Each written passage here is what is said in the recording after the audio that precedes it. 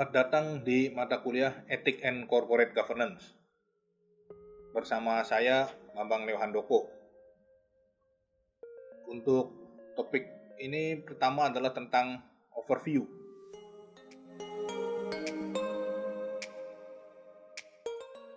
Oke, untuk yang pertama, textbook yang kita gunakan dalam mata kuliah Ethics and Corporate Governance ini judulnya adalah Business and Society, Ethics, Sustainability, and Stakeholder Management.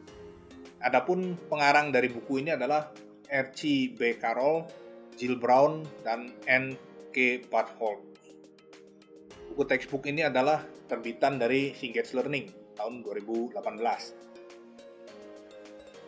Nah, apa learning outcomes atau hasil pembelajaran yang akan kita dapat setelah kita mempelajari mata kuliah Ethics and Corporate Governance ini? Jadi setelah kita mempelajari nanti diharapkan mahasiswa mampu untuk mendapatkan hal-hal berikut.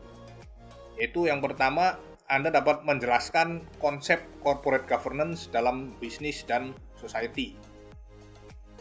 Kemudian Anda dapat menjelaskan ethical issue dalam global environment, dalam ruang lingkup global. Anda dapat menjelaskan peran dari masing-masing stakeholder dalam corporate governance. Karena akan ada banyak stakeholder yang terlibat dalam corporate governance. Dan juga Anda dapat menjelaskan apa sih yang dimaksud dengan corporate sustainability dan accountability. Nah, untuk mendapatkan learning outcome tersebut, maka ada 10 topik yang akan kita bahas pada setiap pertemuannya di mata kuliah Ethics dan Corporate Governance ini. Kita tahu ada 10 kali pertemuan. Nah, topik yang akan kita pelajari cara urutannya adalah sebagai berikut. Yang pertama, Corporate Social Responsibility, Citizenship and Sustainability. Jadi di sini kita belajar tentang tanggung jawab sosial perusahaan. Jadi di mana perusahaan tidak hanya berusaha untuk mencari profit atau laba, tetapi juga bagaimana mengembangkan atau memelihara, mempunyai tanggung jawab terhadap lingkungan sekitar. Kemudian yang kedua adalah corporate governance foundational issue. Jadi mengenai isu-isu dasar, isu-isu basic dalam penerapan tata kelola perusahaan yang baik. Yang ketiga adalah risk issue and crisis management. Jadi bagaimana dalam corporate governance kita akan berhadapan dengan resiko, isu, sesuatu yang bisa terjadi atau tidak terjadi, dan bagaimana menangani suatu krisis. Ketika perusahaan sedang dalam masalah, mereka butuh yang namanya crisis management. Bagaimana cara keluar dari krisis dengan cara yang baik. Minggu keempat ada business ethics essential. Jadi di sini kita bicara tentang bagaimana pentingnya etika dalam bisnis.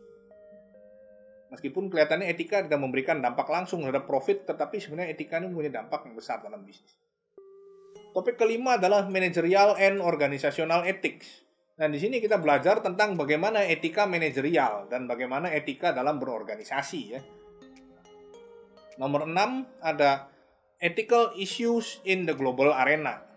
Karena apa yang kita hadapi sekarang, perusahaan bukan lagi secara nasional, tetapi sudah menjadi bagian dari dunia global, pergaulan dalam bisnis secara internasional, sehingga kita harus mengetahui bahwa apa yang disebut dengan nilai-nilai isu dalam kondisi bisnis global, di mana kita akan bertemu orang-orang dari berbagai negara yang mempunyai latar belakang, budaya, dan kebiasaan yang berbeda-beda. Aturan etikanya pun bisa berbeda-beda. Yang ketujuh ada business, government, and regulation. Nah, ini bicara bagaimana bisnis berhubungan dengan pemerintah, di mana pemerintah dalam hal ini berfungsi sebagai regulator yang mengeluarkan peraturan yang mengatur tentang bisnis. Jadi bagaimana hubungan timbal balik antara pemerintah dan dunia bisnis. Yang kedelapan, consumer stakeholders, product and service issues. Di sini kita akan mengetahui bahwa salah satu stakeholder bukan hanya karyawan, manajemen, investor, kreditor, pemerintah, tetapi konsumen. Konsumen juga menjadi salah satu stakeholder yang berpengaruh.